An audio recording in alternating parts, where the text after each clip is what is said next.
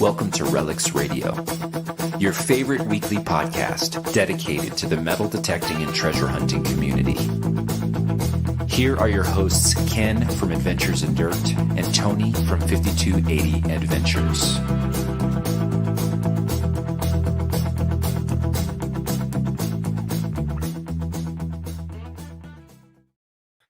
Well, cheers, guys. Another Wednesday night and another Relics Radio podcast.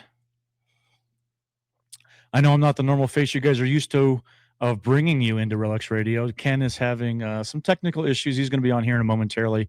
So you get to deal with me for a second. But my name's Tony, and I am the proud participant of a YouTube channel called 5280 Adventures. And we have Relics Radio on here. So Relics Radio is a kind of a weekly podcast that we do. We talk about metal detecting, treasure hunting, relic hunting, all those kind of different things. And we have guests, conversations, and we love having our live chat with us every single week. So if you guys are watching this for the first time or watching it on replay, please think about joining us on Wednesday nights on 5280 Adventures or Adventures in Dirt, and join us for Relics Radio. Love to see you in the live chat. We're waiting for Ken to come in. We'll talk about a couple different things. One of the things I do want to talk about is I did see, and this is going to make a lot of people happy since this is a metal detecting show, Nokta has started shipping out the Legend 2 metal detector out to the dealers and things like that. So if you guys were one of the lucky few that got on pre-orders, or if you're looking to just kind of buy it after the fact, those metal detectors are shipping now and should be in the hands of some of the dealers here pretty soon. In fact, I think I did see a couple of videos that just came out today where people already have it in their hands. So it's going to be out there soon. I can't wait to see all the videos. If you guys are one of the lucky people that get them early enough, you guys are out using it, finding some good stuff, shoot us over an email. Find me on social media, send me a message. I'd love to see what you guys are finding with that. Tell me your experiences with it. And just would love to interact with you about that. So let's jump over to the live chat, see who we have in the live chat. And then once we get through that, we're going to bring our guest on. If you guys are joining me right now, stay with us because we've got an incredible guest coming up with, I don't think an hour and a half is going to be able to do him justice. I've got a whole file of pictures that we're going to share tonight of finds over the last 50 years of metal detecting. 50 years of metal detecting, guys. So stay tuned with that. Let's jump over to live chat. I did see that Mr. Bill Hayes, a staple every single week with us over on Relics Radio, was first in the chat. Says, hi, y'all. I see Mr. Lurker Troy joining us. Mr. Tim Illdigger, happy Thursday Eve, all of you dirty money lovers. That's right. How about Dirt Digging Historian? Hello, fellow historians. Good to see you on here. Thanks for joining us. E-Tector, what's up, treasure hunters? Diggin' Connect. No, Diggin', I don't know how to pronounce that, but welcome. Thanks for coming on here. Teresa the treasure hunter says, hey. Teresa's always with us. Love having you with us, Teresa. Appreciate you being here. Mr. Bob Rose, I do believe, if I've got my notes over here, I'm pretty sure Bob Rose won a giveaway last week. We were doing a couple giveaways with our last guest that we had on, Brass Medic. If you guys didn't see that episode, we talked a lot about the Mind Lab Gold Monster 2000. So if Brass Medic or the Gold Monster 2000 interests you, go back and watch that episode. It was fantastic. Some incredible information, and a really good guy, really good guest. And we were happy to have him on last week. So, but Bob won a giveaway, and thanks for coming on with us, Bob. Appreciate it here. Let me see who else we have. Robert in Nebraska. Howdy, lurking tonight at the Taxman desk. Nobody wants to be at the Taxman desk. That's for sure. Buried Treasure 116. Welcome on. Mr. Scott Ellis joining us says good evening. The Relic Jedi. Howdy doody all. Mr. Relic Jedi on. Thanks for coming on. And I've got we got a good one. There he is. Oh, what time is it? Did we wake you? Yeah, man. I was taking a nap. What time is it? Man, Russian. thanks for coming on. Thanks, man. I forgot I had a webcam up in my work bag, so that'll work. Oh, good. Yeah. Sorry, man. Sorry I'm late. No, that's fine. Just going through the live chat. I'm glad you got it taken care of because there was no way I was going to be able to carry the show. Well, I'm glad I made it too. I've been looking forward to talking with Jerry. Well, here's the thing though. I missed the intro. Normally you bring me in. Yeah. So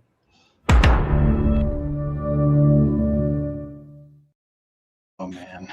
Welcome, DK from Adventures in Dirt, Mr. Ken Flicks. Hey man. Thanks for having me on. I appreciate it. Crazy. Appreciate you coming on. How have you been, man? Good. I've been good. Yeah. Taking care of business. Things are real busy at work and just kind of taking care of all that kind of stuff. Haven't really been out much.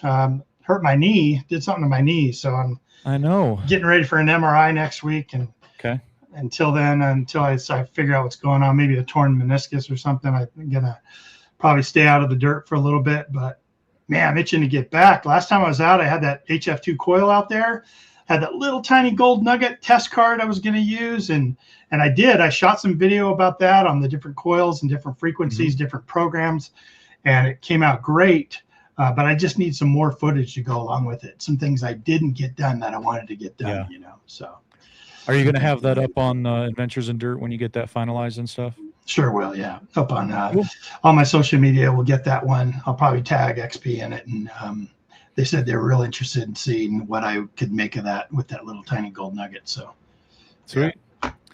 Yeah, I know that you've been in pain because you've been still detecting. I mean, it's not going to deter you too much from detecting, but the positions that you get in to dig and to use the pinpointer, and it's kind of a spread eagle, not necessarily. I mean, you'd be surprised the split that Ken can get into without having to bend his knee. It's too much information there, but you should just see me right now trying to get under this desk to plug in and unplug cords and try and get with my bum knee. It was quite the sight. Should have got it on video. Yeah, you need to get that taken care of and get back out. Actually, I was talking with Jerry earlier, and we're going to talk about it, but he's been to England more than you and I times two, times three, and he's itching to get back. So we're going to have to get you healed up, and then we're going to get back out to England. I think maybe we'll go out with Jerry. So. That'd be awesome. Yeah, I'd love to hear like where he stayed, what and we're going to talk and all that. It. Yeah, good. Yep, we're going to definitely talk about it. Let's see. Let's jump back over to the live chat here and talk about near here to the end. Real quick here. I wanted to point out Mr. North Shore Relic. James, he's in the live chat with us. Says hi, all. James. I did receive a really nice letter from James this week, and I wanted to make sure that I let him know that Relics Radio, Ken, and I both appreciate the communication and what y'all sent for us and things like that. So wanted to specifically say it live here. Thank you very much. I appreciate you a ton. And he's you know what he said? He's been going back and listening to all of the Relics Radio episodes, catching up and things like that. So that's a long way back, man. Yeah. How long has it been on now? How many years? 9 years, 97. Well, 2017. So 9 years. Yeah. 9 years. So a lot of shows. A lot of shows to catch up on. But James, thank you very much, buddy. Appreciate you a ton for supporting the channel and joining us every week. So cool. Hey, you know what? We've got a lot to talk about with our guest tonight. So let's just jump over there right now and bring a Jerry on. All right. All right. Good. Sounds good.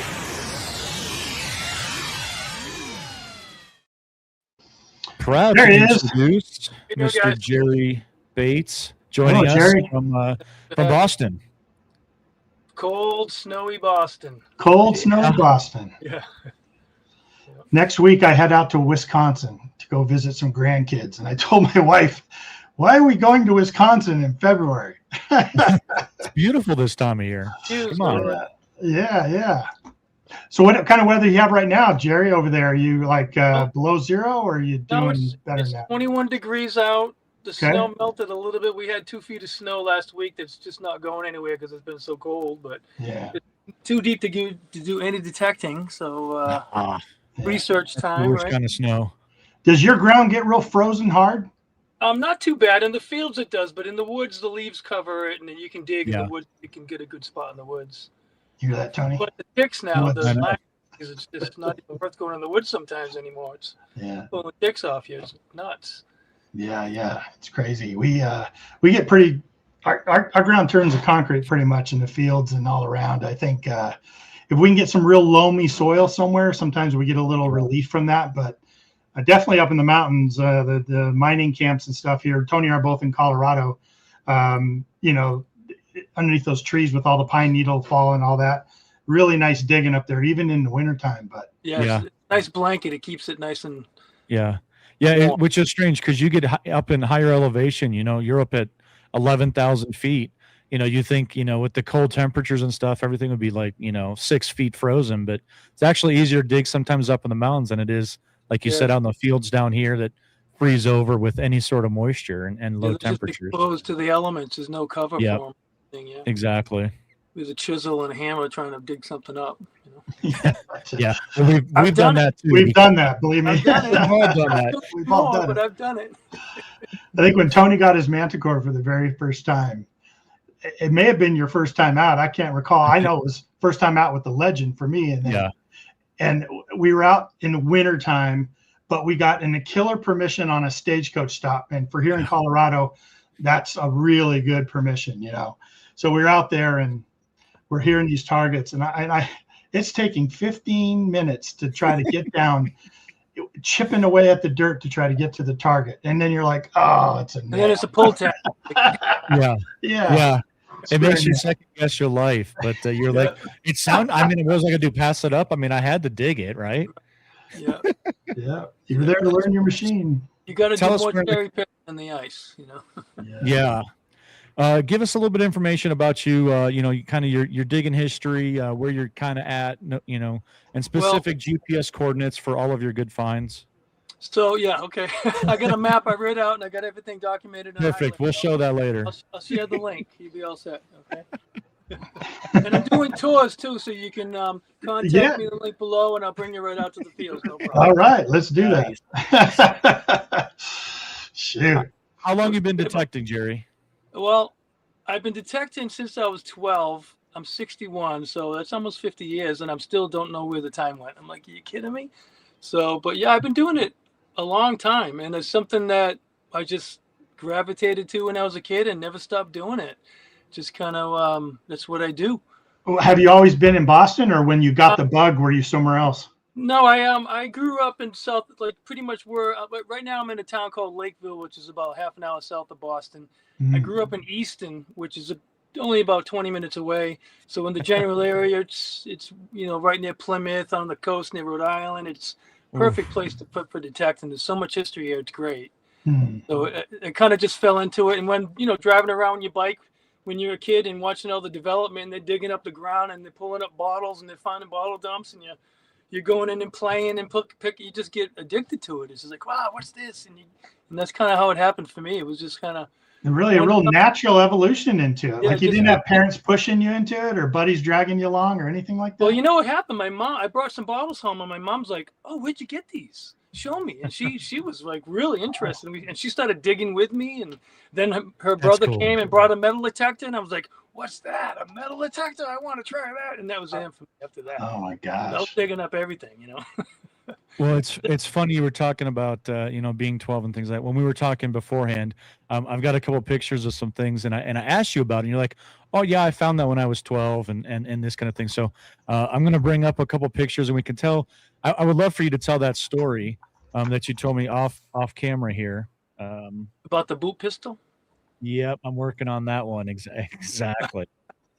Go ahead and start. Go ahead and about that. Oh yeah. All right, so I think I was like 9 years old, and in Easton they were dredging they were dredging the pond in the town. So we drove our bikes by it, and there was mounds of dirt and no water. We're like, wow! So we jumped down and started climbing in all the dirt, picking up all the bottles and smashing them with rocks. And they were probably old antique bottles at the time, but I didn't know better. Kicking myself now, but that was sticking out of the dirt. Picked that up, put it in my pocket. There was didn't even really know what it was. I thought it was a gun. It's this is cool. It's a gun. And and then I found a pipe that you have a picture of that pipe that was hand carved with a date of 1813 on it. And then I started getting really interested. I was like, oh boy, look at this stuff. And I've just had it with me ever since. And I had some people look at it and they said it was pretty valuable. And I've kind of kept them forever. But if you look at that pipe, there's a deer. Oh my gosh. Is that a bull or a deer? It's a deer, and there's a castle in the background, and the deer is like running in front of it. So the other side of it, you can see the castle, and you can see the back castle of the deer. Here. Yeah. Oh my gosh, man! Look at that thing. Then there's got here's the last. There's the deer, and there's another picture. Does it say 1813? Can you see that? Yeah. Right here at the bottom, 1813. What? Right at the bottom here. And I was like, wow, this thing's badass. So I still got that. And when did you find that again? I was 12. Oh. Yeah. I didn't really know what I had. I just kind of stumbled on it again. I wasn't looking for it. It found me. This hobby's found me. And I just got hooked. And I've just always done it, and it's... Well, what you were saying, I mean, you guys were out on this dirt field, but you didn't even have a metal detector. No, these were all eyeball finds. we were trying to find bottles to break. Okay. There you go.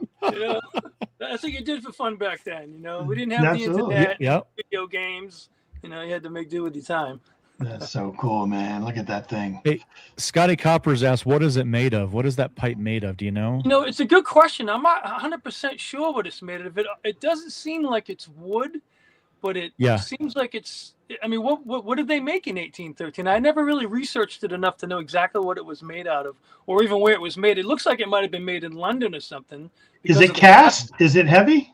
It's not very heavy. It could be cast. I'm not really sure. And it is a little bit pitted on the edges here and there, so I don't think it's wood, but it's really and it had to be durable with the heat. It could have been some kind of a clay or something. I'm not really sure. Incredible. Pretty neat though. So that was these are just a few of the pictures that Jerry sent over to me. So if you guys like right away what we're looking at, stay tuned. We've got a lot more. 50 years of detecting, man. I know we got a lot to talk about. We're probably not going to cover it all tonight, but the first few years was just majorly pennies and nickels and dimes and pull tabs and maybe a large cent here and there, and I didn't even know what they were. But it got better the older I got, and the more I started realizing, if I want to find old stuff, I got to find the old places, do the research. But Tony, can you zoom into that chip on the bottom?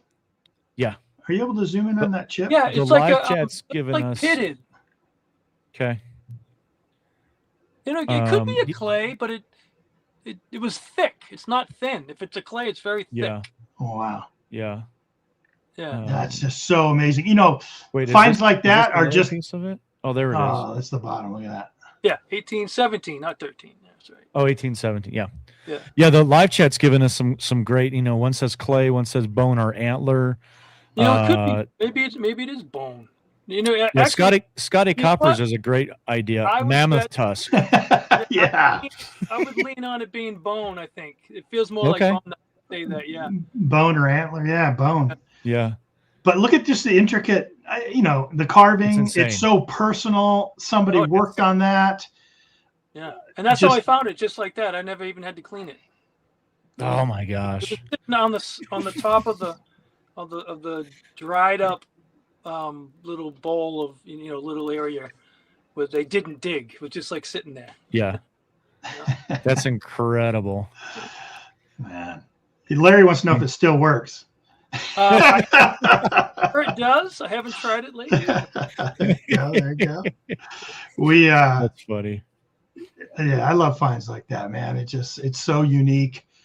It's like anytime you find anything like that, like we're going to talk about England a little bit, Jerry, you find anything that's hand carved or definitely handmade, hand etched. It's just really cool, man. Oh my gosh. Yeah. Yeah. Oh my God. England is amazing. I want to go to Scotland next too. That's on my bucket list. Just because I've never been, I want to go to Scotland. Yeah. You got to really know someone there too, right? Don't they have a lot of restrictive regulations there and such? I did a little bit of research. There's a couple outfits that do it, and they only detect, I think, on Sundays and Wednesdays. Oh, something like that. I mean, I could be wrong, but I remember reading something. I'm like, oh, that's weird. I want to detect every day I'm there. I don't want to just detect out of the week, you know. But we could go wrong. Tuesday to Tuesday. Wrong, but maybe it was just the way they did it. I'm not really sure, but yeah. Gotcha. Yeah, let us know in the chat. Anybody been to Scotland? Let us know. Dave, you in here? Let us know, buddy. But okay, so Ken, do you know anybody that's been to Scotland to detect? I can't think of one offhand.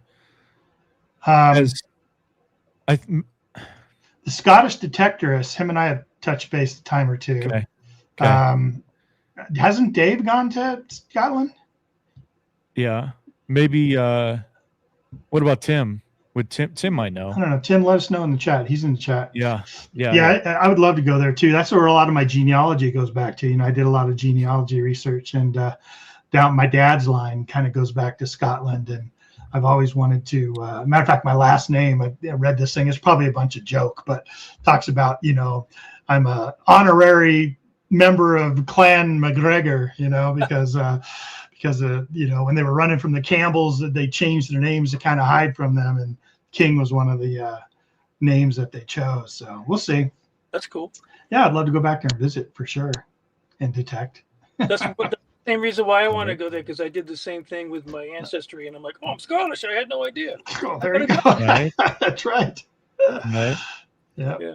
Very cool. Hey, give us kind of a history of your metal, which machines that you've used. I mean, over 50 years, you've probably seen a big change, you know, from when you first started and what you used back then up until now. Yeah. So you remember the big old white blue box, the big metal box with the speaker on it? Sure.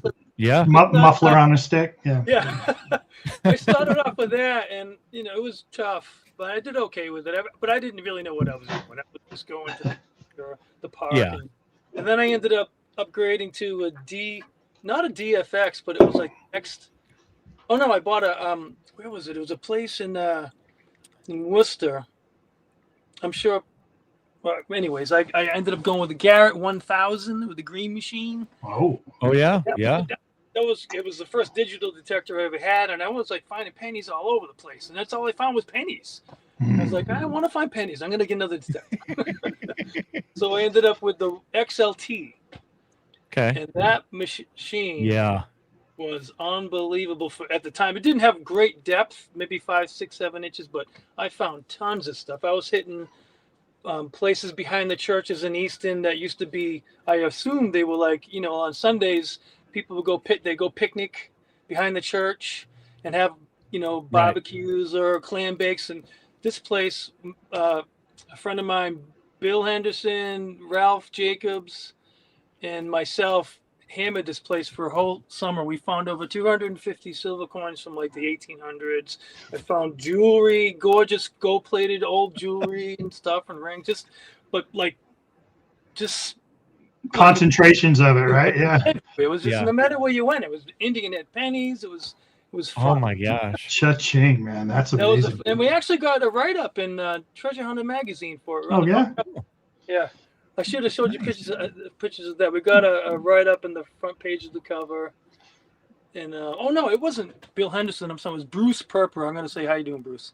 But it was anyways, it was a pretty. That was my first, like, all right, I'm a junkie now. I can't stop. So I almost got divorced because of it at the time. You know, before work, I go to tech for an hour, go to work. Then I go to tech for an hour, a couple hours, and try to squeeze it as much as time as I can before I could come home, before my wife would be yelling at me. It was pretty bad. That's a great spot though, man. Behind the church like that, I bet it was packed. Yeah, that machine was a good machine, and I wish I never sold it. It was still, I think, would still hold up pretty well today. And I went through a bunch of machines. I went through the Fisher. What was it? The good machine, but it was real deep. The Fisher. I don't even remember the name of it. The model number. One of the F series. Yeah, from the 90s, late 90s. Yeah. I forget what it was. I'm sorry, I don't remember. I'm not a numbers guy. You know what I mean? Yeah. But that was great. But if you got a nail, you're gonna dig the nail before you dig the coin. So I'd be right. Buddy Bruce was at the time he'd have the XLT and I had the whites. I mean the Fisher, and he's finding all the silver and I'm digging all the nails. So I'm like, all right. So that's when I actually switched over. So that was the Fisher was first, and it was the XLT. And then I ended up going to Mine Lab, and I got the Explorer, and then I did some water detecting, which I love water detecting. That's really? A lot of, that I haven't done much of it lately, but the freshwater ponds, the stuff is just laying all over the place. It's ridiculous. The gold where there used to be like swimming areas or things like that. Go to the old swimming holes. Or even the exactly. Yeah. Or even the new ones. Yeah. So we did that. I did that a lot with Billy Henderson. We would hammer all the ponds around here. We did pretty well. A lot of gold rings, a lot of fun, a lot of early cold freezing mornings. There'd be sometimes that we'd be pushing it in the fall. I remember this one time we were detecting, both of us, and it was so cold. There was a thin layer of ice just starting to form. By the time I got out, because my arms were under the water, I couldn't undo my shirt. My hands were frozen. It was pretty bad. We had I had a jumpsuit on or whatever, water vest, but my arms were not protected, and I couldn't even move my hands. It was oh my goodness! I think that was sacrificing for the hobby. Yeah, right. We had an awesome time. We laughed about it. I can't move my arms, man. I love this hobby. This is so great. Hey, Bill Henderson, he's in the chat right now. He says, Bill, don't forget the late nights. Do you guys have some late nights doing some detecting? Yeah, we didn't have time during the day. We'd go out because our wife's, all right, we got time from 8 o'clock to 3 o'clock in the morning. Let's go. We got the spot we want to hit. And we'd go out at nighttime and just detect in pitch dark, which I highly recommend. If you want to really hone in on the sound of your detector, don't use flashlights. Don't use any lights. Just listen. Listen to the sounds and become one with the machine. Yeah. That's and awesome. It really helps me because then you're hearing things in a whole different way. Instead of looking at your machine and looking at the numbers and you're relying on your machine to tell you what it is, don't do that. Use that as a second guessing thing. Yeah. They say it's this, but I don't know. I'm going to dig it anyways. You know what I mean? Just dig everything. I mean, that's how I find all my shit. Every little teeny blip, there's something there because the detector went off. It's not showing anything on the machine, but there's something there. Yeah. And I'm going to find out what the hell it is. You know what I mean? So absolutely. And that's when I found probably most of my nicest stuff is doing that. And it's like, wow, how come this didn't ring up? I don't get it. You know what I mean? You miss a lot of stuff. And a lot of the good stuff I find is like really small too. So it's easy if they're on edge. But I never rely on what the machine says. I rely on the machine telling me there's something in the ground, and that's all I need to know. Yeah. I'll dig it up if I'm in the mood. Sure. Yeah. I think a lot of people cherry pick, you know, I mean, they'll go through and they'll try to find the sweet targets that are saying the right numbers and sounding the right way. And they're missing a lot of stuff. Let them, and I'll go to any spot that says it's hunted out and I'll go find shit that they missed because they were cherry picking. Yeah. Every time. And I can't, even Josh Nickerson and I, we go out every Sunday. And we've been to spots that we ourselves have been over and over again, and we still finding stuff that we missed. It's ridiculous. Yeah. Nothing's ever hunted out. I mean, Ken and I were just talking about that with our site. We've been at this site for. I was looking at it. We've been out there for 7 years, and it's been absolutely pounded not only by us but by our friends and everything. And we just were out there a couple of weeks ago and pulled an incredible relic out of there that. Yep. We figured had been hunted out. I mean, we're just like, how did we miss this, right? Yeah. Well, what do we say? It's all about the inches and angles. Is that backwards? Do I have it reversed? Nope. No. See it on the line. Yeah. All about inches and angles, man. Like you could do that. Yeah. Come right behind your buddy and find something. He's like, you think about how small a target is and how easy it is to miss it. Yeah. Oh yeah. You go absolutely. right around it and never hear it. You know what I mean? So you never nothing's ever hunted out. I don't care what anybody says. No. Agreed. You're gonna miss stuff. The famous story I always tell is we're in England and some guy, on this one field, they that morning they had found 2 gold staters. Okay. Oh. And the one guy that found the gold stater, we all whooping and hollering and we took lunch. So after lunch, we asked him, hey, are you going back to that spot or do you mind if we all go bottom feed off you over there, And he said, oh, I don't mind. Go for it, man. I hope all of us find one. And so we went over, there was 5 of us. And I'm telling you, Jerry, we canvassed and just that whole area. And he took off somewhere else. He wandered on down the field. Yeah.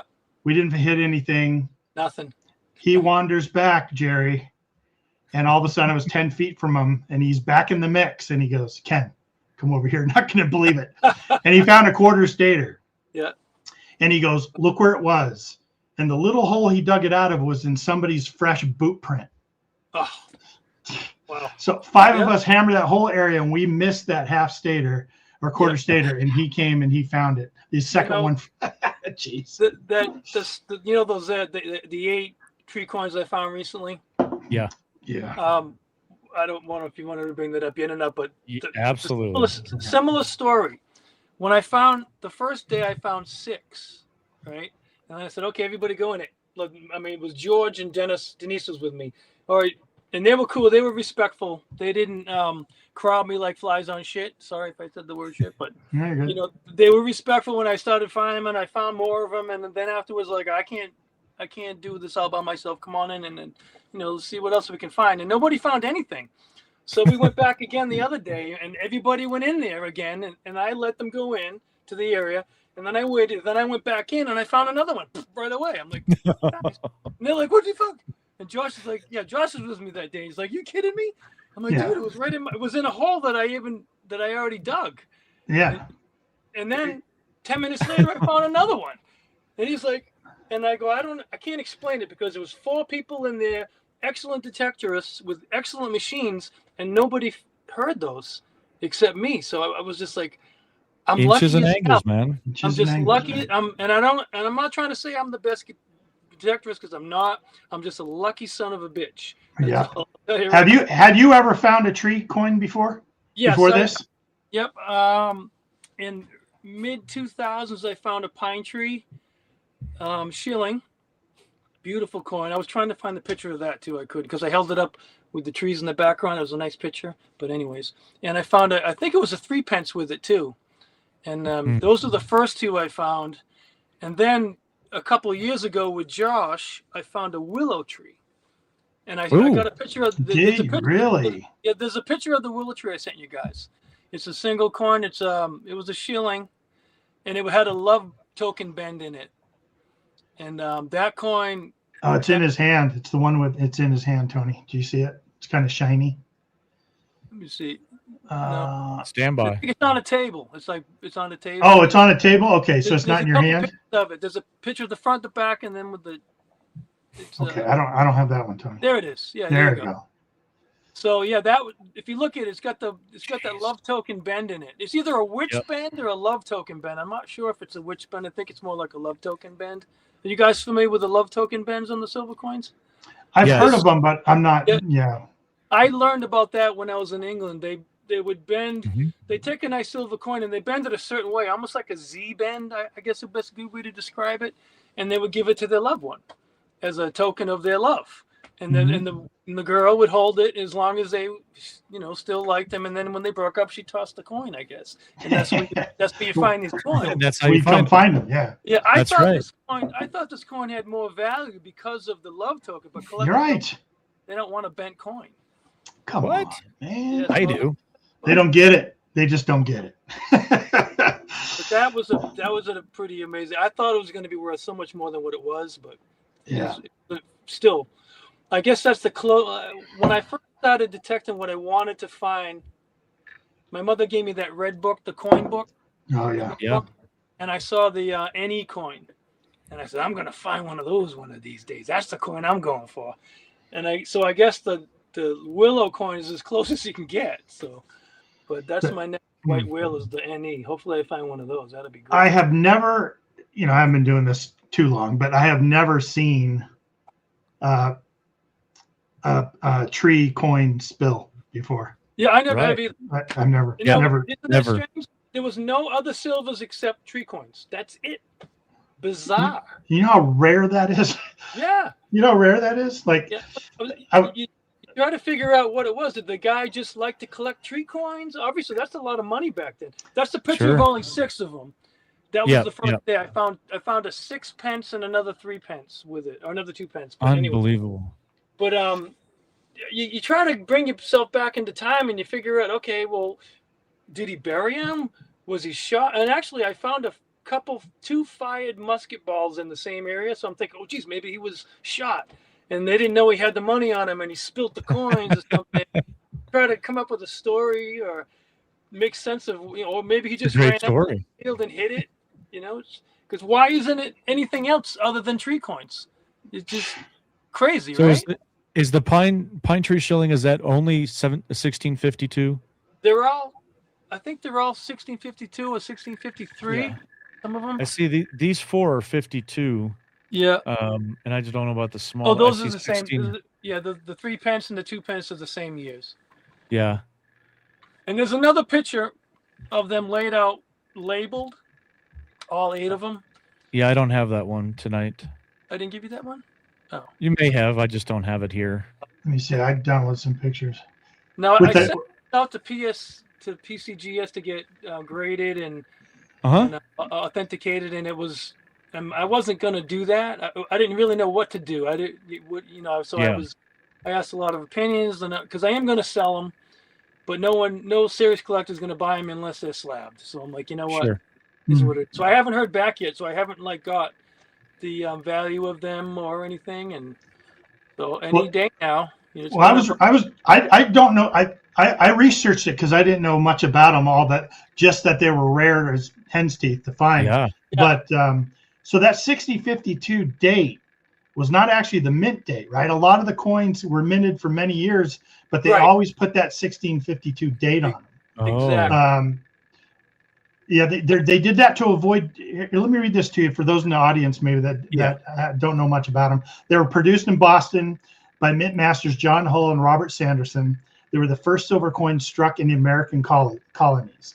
1652 date, although minted for several decades, almost all the coins are dated 1652 to avoid charges of treason from the British Crown, acting as if they were produced during the English Republic when no king was on the throne. Right. Yeah. Outlaw coins. Yeah. I mean, just crazy, right? Absolutely crazy. They're in high demand, so there's a lot of counterfeits out there. I've only seen a handful of them found on all the videos I've watched over the years and paying attention to the social media and all that stuff. When I was on a Facebook page and saw this picture of yours come across this Facebook group, I was blown away. I was like, oh my gosh, that was it. Everybody said, that's not real. That's bullshit. You're full of crap. I'm like, all right, whatever. Yeah, I don't know what to tell you. I got them right here. I don't know what to tell you. I'm still pinching myself. I can't believe it. And it was, and I'll tell you, I mean, I got the first signal that it was a field that was nothing in it. I've been looking at this field forever, and we just decided to go in it. Oh, we'll just go there. All right, whatever. And people have been in it. I walk over, bang, bang, bang, loud as hell. Anybody could have found it. I dug down about 10 inches, and I'm like, oh, what is this? And I rubbed it. And I'm like, you want to dance? Hey, I got the dance. And then I took another 2 steps. Boom, boom, same seed, another one. Boom, boom, another one. Boom, boom, another one. I'm like, at that point I was laughing. I'm like, this is ridiculous. I go, am I dreaming? Like, what's going on here? You know? What were you swinging? I use and I love my Days too. Oh, there you go. That machine, I tell you what, I leave it on program 1, I crank up the sensitivity, and that's it. That's all you do. Like it is. Tony and I go back and forth. We're digging partners, and I do the Deus too, and he uses the Manicore. So we're always giving each other the business. You need to know that about us. Well, it's funny because my friend Josh uses the Manicore, and we always compare. I'll be honest, the Manicore does go a little bit deeper than the Deus 2. But the Deus 2 is a little bit better at picking out some of those silver things. So it's like, you know what I mean? They're both fantastic. They're both machines. amazing. Both great machines. Yeah. And honestly, working in tandem, in my opinion, Ken and I have been able to really do very well together now. And now kind of not necessarily work against each other, but it just seems like, I mean, there's times, hey, come over here and tell me what you think. And I'm like, I don't hear anything. He's like, I'm going to dig it anyways, you know, Yeah. It's always so great it works to do out that. well. Yeah. It always works out well. But I think the Deus 2 has been my most favorite machine I've ever used. It's so light, it's easy. You turn on, you go, you don't worry about it, and you're done. Wireless, I mean, I love it. Yeah, the whole wireless thing really for me is the big seller to that too. Yeah, I'm not really like a tech guy. I don't want to change my programs and different settings for this. Just one setting for everything and dig everything in here. That's it. Nice and simple. Have a good time. There you go. I love the simplicity of it. Yeah, and you've been doing it for 50 years. That just blows my mind. Like when you were younger and kind of getting into it, did you have any friends back then that kind of did it too, that you were able to pull along, or were everyone looking at you kind of weird, like, that's an old man's hobby, what are you doing? Yeah, you know what I mean? I never really told anybody. Me and my uncle would go. He'd take me. Oh, okay. Yeah. So I didn't really talk about it much because some of my friends were like, oh, that's cool. I want to do that, you know. And, right. Yeah. But I really wasn't into it like I was when I got into when I actually, you know, got married, had kids, and bought my first house. The first house I bought was built in the 1680s. So I'm like, I got to get a good detector for this. Yeah, you do. When I tore up the woods, the yards, I found all kinds of things. It's awesome. It was a lot of fun. So when you went to buy the house, were you lobbying for it because of the date that it was built? Did that play a little bit into it? Yeah, of course. Yeah. yeah. I love the old houses. Yeah, I love the old houses. That's funny. And you know what I ended up doing? I didn't find anything in the front yard old, so I had my buddy come with an excavator, and we took out the first did you? Topsoil off, and then I started finding Indian head pennies. And that is dedication, man. Your wife's like, what are you doing? I'm fixing the front yard, honey, so we have better grass. Oh, it's going to be perfect. You wait till we're done with it. I can see why you almost got divorced. And it still had the original water well on the front. So I got lowered down with the rope tied around my waist and the bucket and handed it to my buddy, and we kept doing that and get the water out. We had the water pumped out. We didn't find a whole bunch. I don't think I went deep enough, but wow. But yeah, that was pretty ballsy. I can't believe you are a treasure hunter. My gosh. Yeah, you are, man. That's awesome. That was yeah. See, I can now, Jerry, I'm going to use you as my muse here for a little bit. Now I have an excuse when my wife starts bitching at me. I'm going to say, well, at least I'm not like my friend Jerry of Boston. Yeah, we know this. We know this guy. He tore out his whole front yard. That was a good 20 years ago, so I was a lot younger. There you go. There you go. Hey, I've got a couple more pictures I want to get to because you've got some incredible things here. This is obviously something that I've never found. I don't know if I'm ever going to find. Don't say it's that. Pretty cool. Be positive. That's true. That's true. So tell us about. Wait a minute. What is this? Share. Okay. Stand by here. Sorry, I must have clicked the wrong button. And here we go. Oh yeah. I can tell you exactly when and where I found that. Who I was with. What? It's not gold. It's silver. Right. That was my first question. That's a cob. That's one of my first cobs I found. I found that in Rhode Island near Battleship Cove. You know where the Battleship is I think that's not Rhode Island. That's New Bedford in Battleship Cove in Massachusetts. New Bedford. There was a field along the highway that overlooked the bay, and it was all grass and overgrown grass. And Bruce and Ralph were there, and I met up with them. And I didn't find much, so I was on my way back, and I was just walking. And it was with the XLT I found that. And I was just walking really fast and swinging fast, and I got a signal. And then I backed up and dug it, and that popped out of the ground. I was like, holy crap. Wow. And they were mad at me that day.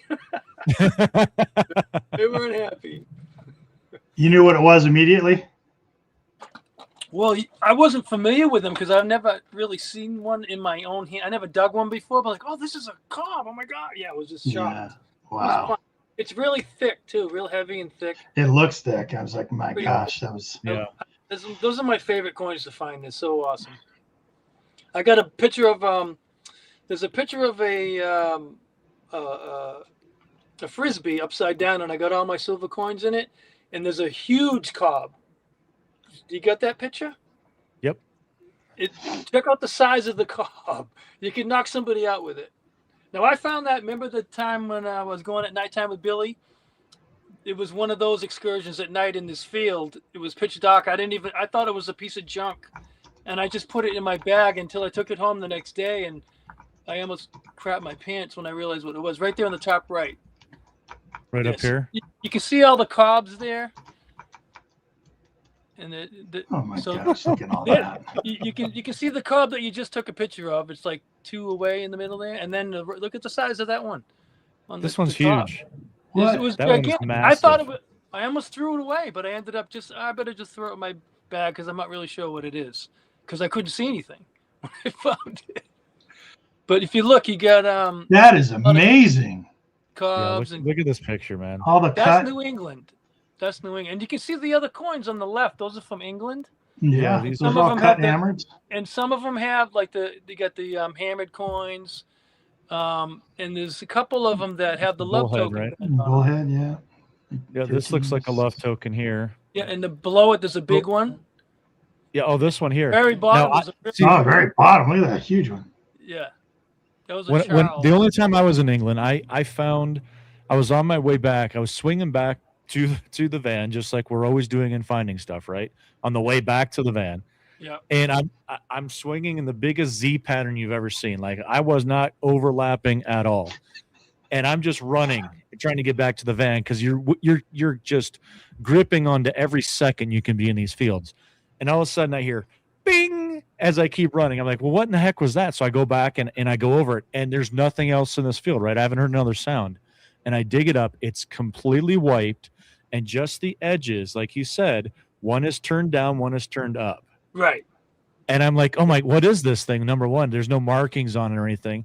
And I get all the way back to the States here, and I posted, I'm like, hey, out in England, this, the last month or whatever, I'm like, found this really cool, silver coin. Someone's like, that's a love token. They used to bend them like that. They'd wear them down, and maybe they were getting ready to engrave or mark it in some way. It's completely wiped, but the edges are just enough. I'm like, oh my gosh, like there's only one of those exactly like that in the world. Right. There's not another one.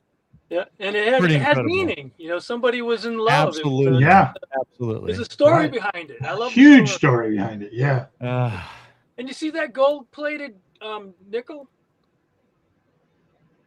That's a nickel that's gold-plated.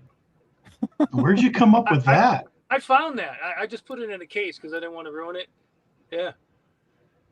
That's interesting. Boy, what a unique find that is. I found that in the backyard. I got permission in the backyard in like Middleborough, and it was a garden or something like that we were detecting, and I popped that up. Look at the Morgan down there. Real gold coin, but I had a test in it. It turned out it wasn't real gold. It's plated. Okay. So it was a counterfeit. Oh, yeah, exactly. It was a counterfeit. Yeah, they're trying to pass them off. Yeah. How about did you? Oh, jeez. Just an 8 real sitting there. That's all. Yeah, nothing to see here. Nothing to see here. Hold 8 real. What was that like? Because that's, those are bigger than Morgan's, right? Yeah. It was like pretty close. You've detected a can, right? Oh. Never. That's basically what it sounds like. Yeah. There was one time I was detecting with George in Portsmouth, Rhode Island. There was an old place. It was a golf course, and they were tearing the golf course up and building a development there. But it turns out that it was a battery, and it was one of the first stop-off points in Rhode Island when they get off the ship, hop onto to Portsmouth, and take the ferry across to the mainland. So it was like it must have been back in the early 1600s or mid 1600s. I'm not really sure, but it was one of those areas, one of those commerce areas. Anyways, the place was absolutely loaded. Cannonballs are rolling out of the hills from my gosh, the workers.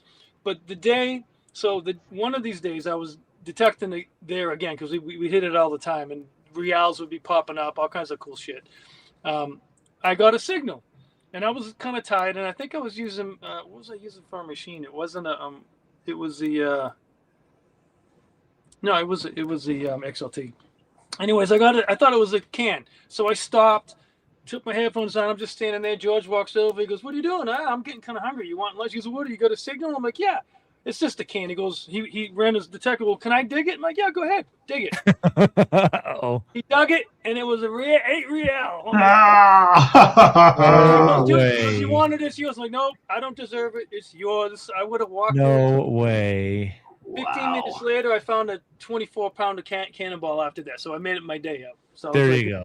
Look at that. Yeah, you paid for it with the 8 real. I let it go. I never not dug a can after that ever. Not in that area, at least, right? Yeah. Oh my gosh. Yeah. Incredible. You've got some cat busts over here too. Yeah, look at that beauty right there. That was actually, I didn't find that one. That was actually given to me by Billy. Okay. Yeah, that one was not found. Well, you still got another one over here, though. And I think it's a counterfeit. I don't even think it's real. Oh yeah, really? Yeah, and I have more that are not. Those are like older pictures. Yeah. I have more that I found since then, but this is just a Sunday afternoon, Tony. This is Sunday morning till noon. A few years, yeah. And those are the ones I didn't sell. So Jerry, earlier, did you say something when we were talking about the bend in those coins for the love tokens? Yeah. Did I hear you say which bend? Yeah, there's also another. I was reading up on it when I found the willow tree. There's another. Back in the witch trials, everybody was all freaking out about demons and devils and witches. They would take a coin. I think they would just bend it in half. I'm not sure how they bent it, but it would be a witch coin that they keep in their pocket for protection. Oh, no kidding. I thought that might because it just sounded cool. The willow coin with the witch. Yeah. Bend. Yeah. But then the more I looked at it, I realized it was a love token bend. But okay. All right. I'd love to see what the actual witch bends are, but I did read up on that somewhere. And it was a pretty superstitious thing to do back in the day, but people did it. So the stories from back then, man, are just great. And that's what I love about this hobby, right? Is you discover stuff like that. Yeah, you're like much right, than I ever did in school. No, yeah, never had anybody who made history interesting to me in school. But I found my first whatever and started looking it up, and I'm like, man, this is a tooth off a 1932 John Deere tractor thresher machine. Right. Now, what did they use those for, or whatever? That'd be a great way to teach your kids. Bring them on the field with a detector. We'll talk about history. Right. Yeah, we got a good buddy who's a history teacher, and that's what he does out in Kansas, Garrett, and he's won Teacher of the Year a couple times in some organizations. Just a great guy, and love it that he brings in Civil War era relics and says, "Here's what they were used for, and here's where I found them." And yeah, he's even reached out. He reached out to me. He said, "Hey, next month in my curriculum, I'm going to be talking about, like Indian Wars in Colorado type of topic." He's like, "I know that you've got a whole bunch of stuff. Can you send me some relics so I can show them off in class and things like that?" So, we never had teachers like that. I mean, my gosh, I would kill for a guy like that for sure. Yeah, right. That's great. There's another benefit detecting out here too in these fields when you're listening for sounds. I'm looking for arrowheads at the same time, so you're always picking up. That was my next question. Yeah. Got lots of Copper Joe asked Jerry, "Have you ever found any Native American artifacts in Rhode Island?" Absolutely, I got tons of them. The white quartz arrowheads are easy to see because they're white. Stand out, yeah. And a lot of beautiful pieces. Yeah, it's a lot of. I enjoy finding that stuff. It's great. It's a bonus. Another arrowhead. It's total bonus. Right. Man. Right. Absolutely. Yeah. And sometimes I'll just go out arrowhead hunting. I don't even bring my detector, so I can focus on looking on the ground more. As soon as I found out these lands that we were hunting, you could find Native American on it. Oh, my eyes are going one way, my ears are going the other way. And it's just this double duty thing that's just like bliss. You know what I mean? Because any odd shaped sort of rock and stuff, it's like, could it be a scraper? Could it be, something, just something. Yeah. You got to flip everything over and look at it because you never know. Yeah, they started on one side and it chipped off ink, so they just kind of pitched it. Yeah. Right. Yeah. That's always fun too. Man, that's cool. Man, the things you must have found over the years, that's a long time detecting. And here's what's cool is every story you've kind of mentioned tonight so far has been with Bill or with George or whoever. It's like going out with friends and sharing that with people. Yeah. The fun and the stories and the memories you guys must have made since you guys all been detecting together. It just sounds amazing. It sounds like so much fun. You know what I mean? Camaraderie. We've been doing it for so long with each other. It's it's pretty special when you look back at it. I don't take it for granted anymore. You get older and you start appreciating kind of things. Yeah. This time you spend together, I don't take it for granted. Do you go out by yourself anymore? Not usually. I like to go out with friends. I got I just got another friend of mine addicted, Linda. She's hardcore, man. She reminds me of me. Like she is all in, and that's so cool. Here and now it's snowing. She can't go. It's like so funny. It's so great when you meet people like that. They're just in it and hard charging. Yeah, and she's good. She's learning quick. So I'm proud of her. She's doing good. I mean, I do have to say though, Jerry told me that he brought her into that D2 cult. Did he? Yeah. Yes. So, I mean, gosh. Yeah, Jerry.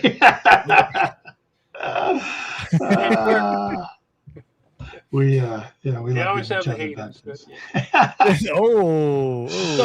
So there's another picture too, which might be a good story. The oldest thing I found was a 3,500-year-old axe head, the Bronze Age axe head, and there's a picture of it. It's in a frame. It's in the middle. It's a pal staff. It's called, and I actually found that. I went to one of those. I got it here. Yeah. So when I was detecting, I would go out a lot with Roy Davis, and he had a company called Detecting Holidays. Just a blast. The guy was he was so full of knowledge. He used to be a mudlocker. Anyway, so that's a pal stuff. When I found that, he brought us to one of those detecting rallies, which is a hunt basically. Yeah. And we did the rally, and I just went off and did my thing, and I found this, and I thought I literally put it in my junk pocket. No. Like, well, I better not throw it back down. I want to be respectful. I'm not gonna leave my junk on the ground. I'll put it in my pocket and throw it in the trash. That's what I thought it was. So I get back at the end of the day, where I was like, "What you got there?" I'm like, "I don't know, a piece of junk." He's looking at me like, "What do you mean?" He goes, "I haven't found one of these ever, and I've been detecting for 40 years." It's like, oh my God. So yeah, that was a really lucky find right there. So I ended up donating it to the museum, the Norfolk Museum, and they had it for 6 years, and they were supposed to make me a replica of it or pay me what it was worth. They didn't do nothing. They didn't do nothing with it. So I went back with my slip and I said, "Do you still have my, pal staff?" And I gave them the slip and they handed it back to me. And I just brought it back home and put it in the case. I was going to donate it to a museum. I just haven't found a museum here that it would fit in yet. I haven't really worked on it too hard, but it has all the information about it and where it was found and how old it is. How great they just gave that back to you. That is so cool. I put it in my pocket and came home. Oh, it's amazing.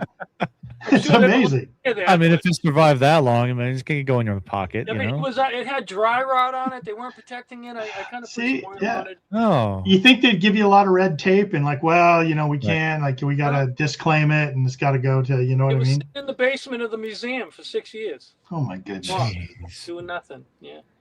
But that was a fun day. Wow. Well, that's a great find. We've got quite a few people, that search, that follow us, that do the Bronze Age, copper culture, Bronze Age. I mean, they're looking for these kind of things. I don't think I've seen a chisel. I've seen an axe head. No, that's more flanged. You know what I mean? But yeah, I've never seen one like that before. It's really small head on it, which is different. But yeah. Look at that age. It's Bronze Age, Middle Bronze Age. Jeez. Pretty cool, huh? Good for you, man. Congratulations. And I almost threw it away. Like I didn't. Right. I didn't. Well, that's the same thing in England, right? You don't throw anything away because us Yankees, we can't understand the history that they have there. And so any small little piece, like, oh yeah, I know what that is. That's from 350 years ago, and blah blah blah. I'm like, thought it was all folded up taco, and I was going to pitch it. 3,000 years right there is like 3,000 years. Oh, right. It's hard to comprehend sometimes. Hey, we had some questions come in, didn't we, Tony? You want to pull some of those out? Yeah, here's one. We just had Relic Jedi asked, "What's the oldest military button you have found?" Is that something you find in that area? I'd say the George Washington inaugural buttons, but they're not really military. They were made for the public, right, to support his campaign, I think. To get money selling the button. So let me see. I have some buttons in some of those pictures. I think of when I went down, did the relic hunts in Virginia and South Carolina, North-South hunts down there. Got a lot of Civil War stuff. Your typical eagle buttons and nothing special, but So in the bottom it says where that stuff was found on the frame. The other one, Hard Times Plantation, Louisiana. Yeah, so that was a GNRS hunt, and that was Hard Times Plantations. You see the buttons with a piece of a rifle, I think that is. I think that's a trigger guard. Mm-hmm. And then the buttons, and that was from the north-south hunt in Fredericksburg. Some bullets, some buttons. Nothing crazy, but just neat stuff. Wow. I never found any belt buckles or anything. Like a lot of the guys are Look at finding. that bayonet. Well, that bayonet was. I actually didn't find that. I just ended up acquiring that on a trade, and I think that's from the War of 1812. Okay. Great. Beautiful. Have you been doing a lot of events over the years? Like, did you ever do any of those old CWPPO events up in Ohio or? I almost went to one of those. Digging in Virginia. I did the Virginia ones. I think Josh and I went down once. I forget what it was called. Sam, the woman Sammy. Sure. Yeah, Sam. Yeah, we went down and met her and did her hunt. We did the Raiders. They did a hunt on some. What was it? The Civil War or something Raiders trail. We did an area where they were supposed to have camped or something like that. I mean, it was a lot of fun. Yeah. Yeah. It was great. Yeah, events like that are fun, just because of the camaraderie. You're together. You meet a lot of great people. A couple hundred people, like-minded. Have had some similar experiences. I'd really like to do some gold nugget hunting. That's one thing I haven't done much of. To get a nugget detector to do that, but that would be fun. Yeah. Oh, speaking of nuggets, in one of those pictures, I back in the late 90s when I was in England, I was in a pub having a couple pints, and I met these detectorists that were local night hawkers, I guess. I didn't know at the time. And they brought me on a field, and it was the field where the Celtic Queen's hoard was found. The archaeologists found like 5 pots full of gold and silver and everything. Anyways, I didn't know. I had no idea. I just was following them, and we ended up crawling, doing the army crawl across the field. Oh. At night and stuff. And I had no idea. I was innocent at the time. And they always said to me, "Listen, if we get caught, just tell them you were in the pub and you don't know what's going on. They'll let you go because you're a dumb American." Like, oh, okay. Thanks. Anyways, so we were detecting the field, and the farmer had cut up pieces of copper and threw them all over the place to deter all the detectorists. So we were digging those up all night long. But I did find this one. I found a silver nugget. Really? Probably from the hoard, one of the hoards that might have fell out. And I got a picture of it still. You might have the picture of it with a bunch of stuff. It's like a silver nugget, and it was from the Queen, and it was in Snittenham. I'm not even saying the word right. That was the name of the town. Is that it? No, that's a that's a filigree, gold filigree cufflinks. Cufflinks, yeah, that was cool. That's really cool. But there's another, so I got a silver nugget on that site, which I thought was awesome because it must have had something to do with the treasure because they were mining the silver to make the coins, and then maybe they had to capture that. Or I don't know. Was this all the copper they were throwing out there? Those are all Roman coins. That was from one trip. A pile of Roman coins, yeah. I mean, hundreds of them. You go out there and they're just hundreds of them. It was crazy. It's nuts. To the point where you weren't even keeping them anymore. There was so much of them. That was in Norfolk too? Yeah, it's all in the same area, up in the Wash, all up in there, up near Christ Church. Mm-hmm. That area. Have you always gone to Norfolk, or have you ever been to any other areas? I haven't gone anywhere else. I did a little detecting in Kent, around the north. There's all the major towns around that area. I don't even remember the names of half of them, but I've never been down like the Colchester or all the other popular spots, which I'd love to do. You know what I mean? It seems to be more gold coins being found down there, which I find a gold hammered. Oh my God. Yeah, I imagine. I watched it happen. I watched it happen right next to me, man. Oh, I watched it happen. Yeah. 5th century hammered Roman gold. It was incredible. Missouri Mike out in Missouri. He was sick as a dog, and he was thinking about going home. He was just so sick, so he was just staying in the van and would come out and swing a little bit and go back in the van. He was just so sick. He came out one time and called up Plugmaster Ford, and he's like, "Jeff, is this foil?" Jeff goes, "Oh!" Everyone come running. Oh, that's exciting. Awesome. It was exciting. That's fun. Yeah. Hey Ken, what did Rob pull? Was that was a stater, right? It was a stater, a Celtic stater. Yeah. We were there. I've been with people that have found them, but I've never found them myself. Yeah, me neither. Seen it. Always the bridesmaid, never the bride. Is that the saying? Oh boy, never. That's why I hunt with Ken. Tony always seems to pick the good side of the field, the good side of the yard, the good side of this and that. I'm standing out in the sun. He's in the shade. I know. Hey, do you remember that first find? Somebody said this a while back. Right here. Yeah, dirt digging. There you go, historian. Remember that first find that kind of like you really made you want to upgrade to pursue the hobby by investing in that new detector? Oh, yeah, like were you like, oh my God, I found this, now I got to get a better detector to find it? Yeah, you know, I remember it like it was yesterday, like every find. I had that White's machine. It wasn't the blue box. It wasn't a DFX, but it was like the precursor to that or something. It looked X. I don't know what it was called. I forget the names. Anyways, I went to a place when I was in summer school. The counselor used to take us out to this place where he said the King Philip War was fought. It was a boulder, and it was split in half, and there used to be like a little campfire in front of it. It was in the middle of nowhere. And he said, see all those little holes? Those are bullet holes in the wall. He was probably making the story up. I don't know. So anyways, I figured I'd go detect them there. Oh, that was my first place to think about the whole place to go. So I ended up finding a large cent and 3 chimes. And I had no idea what they were. So it says, United States of America, 1 cent. What the hell is it? Like, I didn't know what it was. And then these chimes, I thought it was cavalry coins or something. I didn't even know. The C on it. I'm calling up all this coin dealers. What is this coin I got? I don't know. I got 3 of them. And so after I found those, I was like, all right, I gotta get a better machine. You know?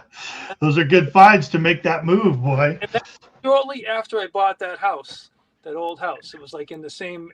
That's when I really got serious, you know. So, man, 1991. That's when it was. 1991. Okay. Yeah. Wow. There you go. When I got serious. That wasn't too long ago. At least in my head, it wasn't too long ago. Have you found, Bill Hayes want to know, you found many GW buttons in your career? I got a couple. Yep. I have a couple. I'll give you some pictures of those. I found a GW button and I had no idea what it was again. And I'm cleaning it up. And it was one of the ones that has just a G and the W on it in the middle. Sure. It was kind of plain all around. And it says, long live the president. And I'm kind reading of countersunk, yeah. I was reading it going, it says, long live the precedent. I go, what's the precedent? It was the precedent. And like, no, dude, it's president. I'm like, oh, shit. GW, man, that's George Washington. Holy cow. That was my first one. That was neat, too, because that was at a cellar hole in the woods in Mansfield that I got permission from a hunter that saw a cellar hole, and he told me about it. So I kind of followed his directions, and I found it, and it turned out to be Samuel Cottings. I remember his name. He was actually an officer in the Revolutionary War. His family still lives across the street as descendants, and they have his uniform still. Oh my I was God. talking to the lady about it. Wow. And his coat. I'm like, wow, that's awesome. It's in a chest or whatever. But that place produced everything from the 1700s to the 1800s. It was so much fun digging up stuff in that place. I found the George Washington inaugural button there. We were finding just planchets, yeah. blank coins, because in that town next to it, which was Norton, there was a place where they actually made the large cents. So I think someone at one point maybe lived in that house and brought the planchets home, and so the kids could play with them. You find them all over the field. So see, that's an amazing thing to hold and have too. Such a piece of history. It's like a blank coin. It's weird. It's really weird. Yeah. Incredible. So that was fun doing that. And then I found another George Washington. I found the chicken one. I was going to ask you if you found the funky chicken one, right? Yeah, I found the funky chicken one. It was in pretty decent shape. You can make it out, but it's nothing beautiful or anything. But it was in another field that we discovered in the corner that must have been a dwelling, because there was no cellar hole sign, but everything from early colonial site was there. You know, the glass, the pottery, the old coins, the belt buckles, the shoe buckles, all the fun stuff. Right. And it was just in that little area, and then actually, we hit that 20 years ago. I just went back this year to the same spot just to go over it again, and the first coin I found was a real. on $1. I couldn't believe it. I'm like, are you kidding me? How did we miss it? So again, how did you miss it? A site is never hunted out. Never hunted out. That's true. Yeah. Inches and angles. You're you're in a great historic area. Yeah. It sounds like you've had your finger on a lot of it. I've been lucky. I've been very lucky. That's all. I wanted to ask you, because you are in such a historic area, when it comes to permissions, what is your approach, either individually or as a group? Like, how do you guys approach that? Well, back in the day, there wasn't no such thing as you just go and do it. Nobody really cared. But after the 911, everything changed. You know what I mean? But I always get permission for like what we'll do is we'll try to contact the farmers, and we'll go meet the farmers in person and say, hey, do you mind? This is what we're doing. If you find a treasure, we'll split it with you. Joke around or whatever. And most of the time they're okay with it, but the other half of the time, nope. If I let you, I got to let everybody else. Stay out of my yard. Yeah, stay out of my field. You don't. You can just let me. You don't have to let everybody else. You don't. So what we'll do is we'll get permission, and I'll share the permission, and if somebody wants to, and now, this is what I don't like about the hobby. It's when we first started, we had a club called it was a local club, and it was just a few, 12 guys. It was awesome. We had fun. We did stuff. Nobody was competing with each other. Nobody was trying to be Facebook famous. It was just everyone was just having fun. And, I got another site. Let's go. I'll see it. And everybody went and shared their sites. But as time progressed and more people get into it, I'm not going to say any names, but it seems like the hobby's like, oh, you can't go on my site. That's my site. And everyone's fighting over it. I hate that part of the hobby. It's supposed to be fun. You know what I mean? It's like nobody's going to get rich off it, really, to change their life. Well, maybe, but very rarely that's going to happen. You know what I mean? Right. But the way it's gone, it's like, so I'll get permission and I'll share it with some close friends. And I would love to share it with everybody, but dude, but then they're going back to your site and they're pounding the crap out of it without telling you. And it's like, what are you doing? So you really, it's hard to, so you really learn how your friends are. You stick with your close group of guys, and you just keep everything. And you keep your permissions close to your heart. Anything, and it's all secretive now. It's got to be that way, because if they're just like flies on shit, they're just pounding. Yeah. I had a good friend of mine. He did a lot of YouTube videos, and he did them. He just hammers old swimming holes, right? Hilux Yoda is his name. And I remember him saying, man, he had to stop showing up above the horizon. He could only show the water because so many people, even in his own club he was in, would study his videos and know exactly where he was and go out there and hammer it and cause problems and jump the side. Leave dig holes. Don't be respectful. And it's like then you lose your sight. That's another thing too. I love the hobby. And I'm glad. It's nice to see people get into it. It's like, oh boy, there's not going to be anything left eventually. You know what I mean? But they don't. I'm not saying all of them do, but there's a lot of detectorists that will leave holes all over the place. Yeah. I can't tell you how many times I'm out just covering up holes, packing them down, and cursing under my breath. And I love to just explain to these people, if you love the hobby, fill your holes, because you're not going to be able to do this anymore if you keep doing this. It's like they don't get it. But they're just lazy and they don't think about it, or I don't know. But it doesn't take that much to kick the dirt hole back together. I mean, that's a must. It's not. Agreed. I absolutely agree. I won't hunt, and luckily we have a really close group of friends that we all have high respect for the hobby and high respect for the landowners. And just like I say to the landowners when we leave it, we go out and we thank them. We say, listen, we can't do this without you guys. So we truly appreciate you. You want to treat that like as if it was your own. And some people just don't give a rip about it. Right. It's a shame, and to me, honestly, those people, I won't dig with people that do those kind of different things, because it's going to ruin it, man. Right. It just, you lose your permissions, you lose your spot. We'll get a new permission or something. We'll go out in the field and we'll be like all excited, the guy would say like, I don't know if it's ever been hit before. And our ears go up and we're like, yeah, let's go. And then we see all these open dig holes. And we're like, oh, this has been hit before. Yeah. Yeah. You just didn't know it. Yeah. Right. Maybe you didn't know it there, buddy, but yeah, shoot. Hey, as we've got like 10 more minutes or so, and there's a couple questions that we really want to ask, just given your resume of the things that you have really found for many, many years, for almost 50 years, we always ask, is there a white whale that you haven't found, something that you should have found by now that you, I mean, to be honest, there can't be that many things on this list, but is there just something that you feel that you should have found by now that you just haven't kicked it yet? I still feel like I'm gonna find an NE. That was the whole point why I started this whole journey. Oh, what a great story, though. I'm not gonna give up on it. I still got the book my mom gave me with that picture in it. 1975 book. It was that one. Wow, that was a good year. That was one of those. I'm not great giving up. Year. Yeah. So and I'm in the right area for it. So who knows? You never know. To be honest, I mean, how can you not? Honestly, I mean, that's something that's. Yep. That's just people find them. I've heard you watch the Pawn Stars. Some guy found one. Sure. In his gardening or something. He wasn't even. I mean, like, what is this? Yeah. About luck, right? Yeah. I've been searching for 50 years with a stick in my hand. I can't find a darn thing, Yeah, and I haven't really found many gold coins either. I think I should find more of those too. I should start focusing on the gold coins. Yeah, I agree. I think you should too. A nice British crown gold or something like that. That would be awesome. Okay, fast round. Here we go. Weirdest find. Oh, weird find. Oh, I wish. Anything pop out in your head? 50 well, years yeah. I mean, I have been. Now, I haven't. When I say I detect graveyards, I'm not in around the graves. We're on the side of the graves where they would picnic. Okay. I always was respectful, but I don't even do graveyards anymore. But we were doing that in the club a lot, just kind of walking around the paths and around, the old 1700 stuff and staying off the graves, but in that area because it was a lot of people who go there on Sundays to see their loved ones and they picnic. So you find where they picnic and go there. Anyways, I found a set of teeth once. That was kind of weird.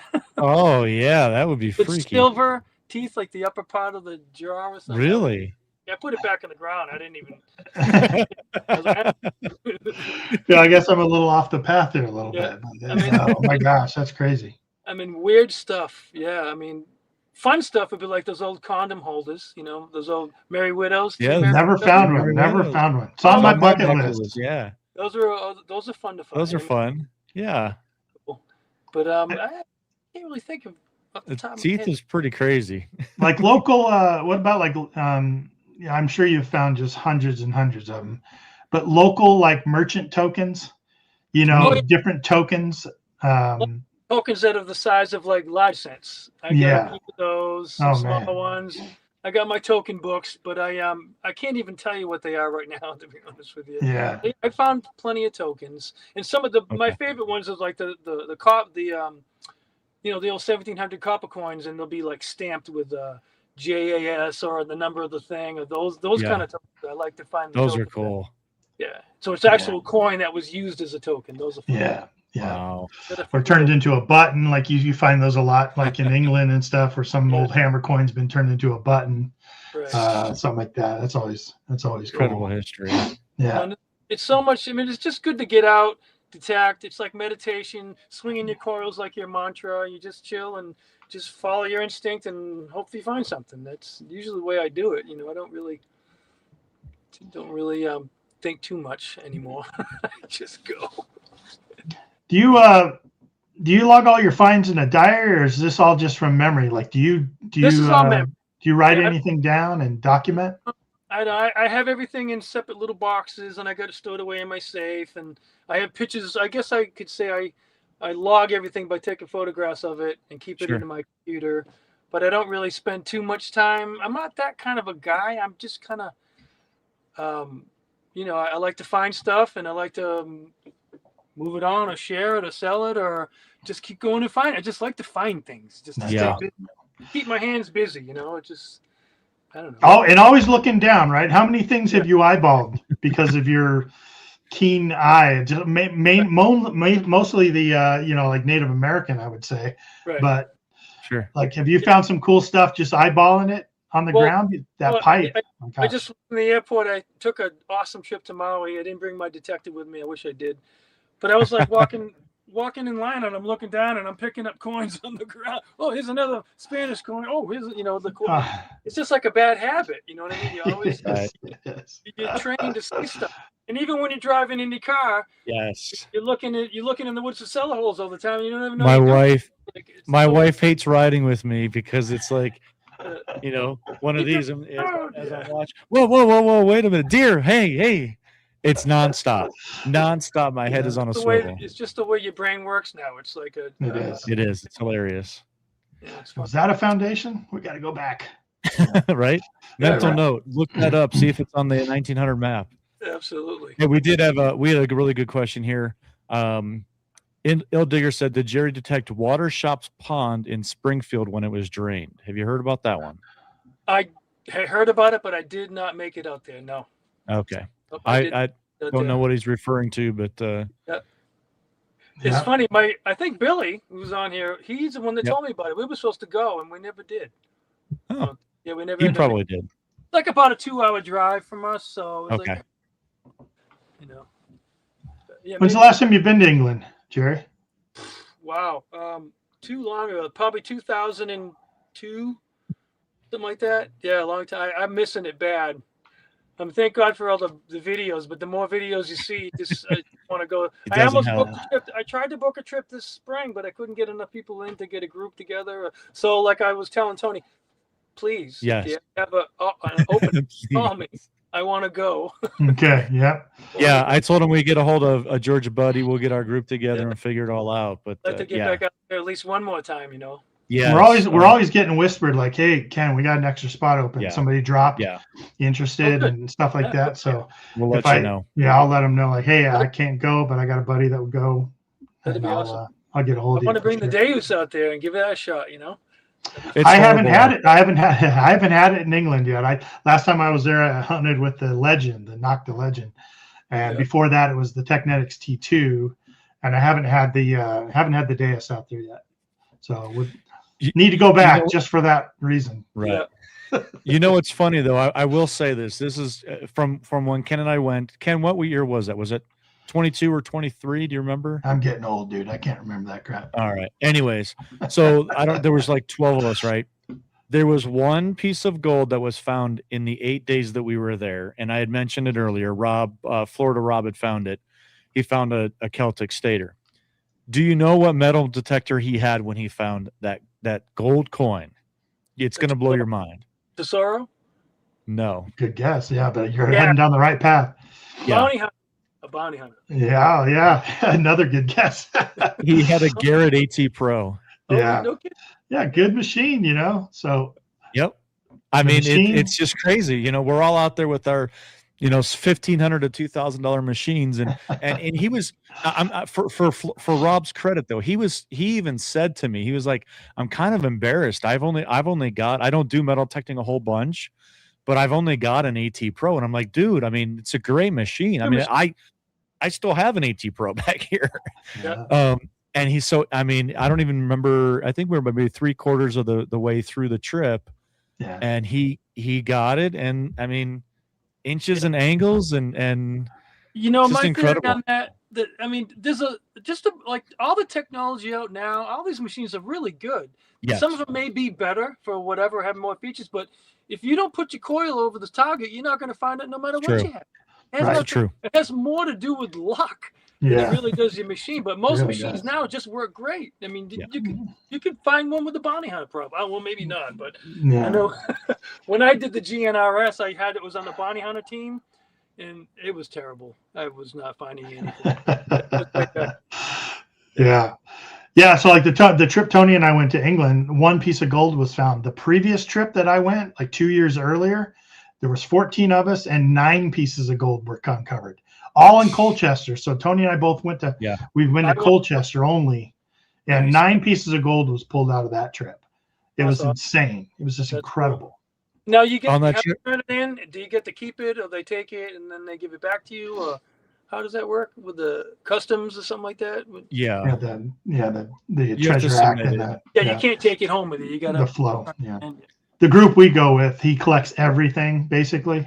Is it even the buttons, Chris? Yeah, he collects everything, and then he puts it through. He gets an export license. You know, he looks through it to make sure there's nothing that has to be reported to the fines liaison officer, and then he'll get a export license for it. They document everything in there, what's in your bag, basically, and then he'll get a hold of you and say, "Hey, do you want to come back? You want me to hold it until you come back again, or do you want me to mail it to you?" And then you just got to make your mind up, and pretty soon you get it all back. The best thing about it, you know, I mean, you know, rather than, you know, there's other ones where you can take it with you, or, you know, they don't deal with all the export and all that kind of stuff. I got to tell you, the best part about submitting it and getting all the proper documentation is the documentation. I mean, I got, I don't know, 4 pages. And it shows the picture of every single find and tells you exactly what it is, the time that it was. I mean, it's like, I never would have known 95% of what I found. I never would have even known what in the world it was, or the date, time period that it coincided with. But having this documentation, all of a sudden now I can say, hey, this is actually a hammered copper coin, a jeton, and it's from the 1400 or 1300s or whatever it was. I'm like, I had no clue when the hell that. I was like, I can't read a thing off of this, and they're like, oh, that's what this is. And I'm like, had no clue. And you can keep that documentation. I mean, I have the stuff all up in this this case, or some of the stuff up. There's coins are up there, and then I think the relics or opposite, whatever it is. But you know, I have them in cases, but I have that documentation now where I can look back at it and go, this is exactly what this thing is. I would have never known. That's a good point. Yeah, that's a really good point. I mean, we've got stories from friends that obviously, you know, I just thought it was trash, and it ends up what was the one with the Kevin Dowd. Kevin Dowd, we're out digging together side by side, and he gets a signal. I come over. We're kind of close enough that we're checking each other's finds out, and I go, what is it? And he goes, oh, it's a, you know, on a hose spigot when you turn on your garden hose, it's the T-handle one, so not the round one, but just the one that looks like a T. He goes, oh, it's an old corroded spigot handle from a hose bib or something, and he throws it in his junk pouch, and it was all corroded, shaped like a T. And he's got everything spread out, and Chris is walking around. He goes, oh, you know what that is? And he goes, piece of junk? And he goes, that is a 1 BC sword quillion, what they call sword killian, which is almost like the handle guard. Like it would have a handle below it, and it had the T was the guard. And he said, you can see the blade. See right there? That's the iron blade. That was the iron blade right there. And you could see it. And we were like, oh my gosh. So 1 BC, he was actually able to date it, because they find a bunch of them, or they have. And you know, we were going to throw it away, you know. So that's like the PAL stuff I found. I thought it was junk. I had no idea what it was. Craziness. Yeah, let's go, man. I want to go back.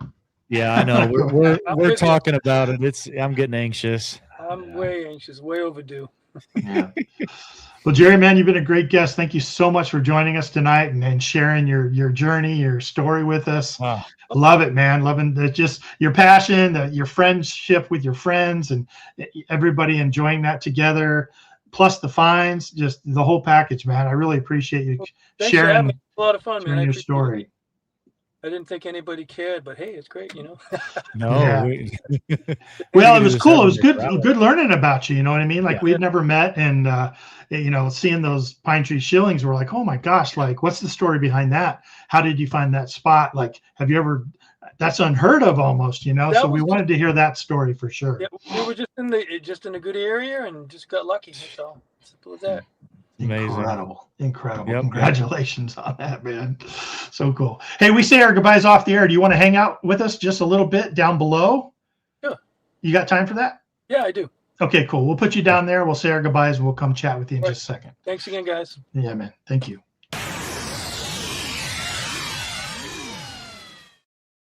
Man, I'd love to dig with Jerry sometime. Holy cow. Just the history and knowledge. I mean, you know, and again, you know, we say it with so many of our guests, they're one of us, we're one of them. Like, you know, we can talk about these things and the passion that we have for the history and finding all the, and it doesn't matter if we're in Boston, if we're in Colorado, dude, if we could sit in a bar in Omaha and eat in the middle or whatever, and we would be best friends for life. I mean, it's just like amazing. That. God, it's definitely like that. It's incredible. I love it. Yeah. Just hearing this story, and you know, we didn't even scratch the surface with Jerry. I know. I've got a whole file still of pictures over here. I got a list of Incredible, questions and we were pictures. just going through there. I know. But good guess. We'll definitely try to get him on again. And who knows? Maybe we'll see him back east sometime. That'd be awesome. But so what do you got going on, bud?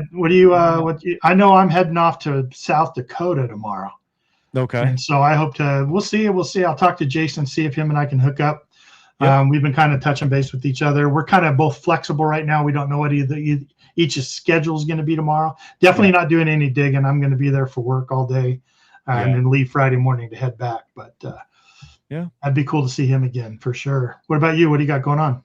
Yeah, weather's been fantastic, unfortunately, and I haven't been able to get out. But maybe this weekend's pretty full. But man, if we can still keep this weather, we got to get back out. I mean, you and I were joking about it. I mean, we're out in January digging in Colorado still. Well, guess what? We're going to be out in February and we're going to be digging too. So that's just incredible. The weather's been never seen for us. I've never seen that. Yeah. So, but if you guys want to find out more about what's going on with me, social media, just put in 5280 adventures, Facebook, Twitter, Instagram, TikTok, all those kind of different things. Come over, visit with me. Chat it up, send me some messages. Love hearing from everybody. Big shout out to James again for reaching out to us. Thank you, James. Order of Relics Radio. Nice. Thank you. And that's pretty much it, man. So cool. You have a safe trip to South Dakota. Tell Thank you, Jason I said hi, man. All right. I will. Yeah, and if you want to find me anywhere, I'm just on Netflix. I'm on Netflix, all over Netflix, man. Almost every show you can find me somewhere in that. I'm just Netflix. That's where I'm at. You can find me anywhere on Netflix. Adventures in Dirt, anywhere on social media. Come check me out. I got some good videos coming out soon, so pay attention to that. But if you go out and you go detecting this weekend, stay safe, stay warm, but go find the good stuff. Make sure you tell us about it. Share it with us. We'd love to see it. Remember, it's all about those inches and angles, but go out there and get the good stuff. We'll see you next Wednesday. Thank you so much for listening to Relics Radio. We will see you back here next week for another exciting guest. Until then, get out and dig it all.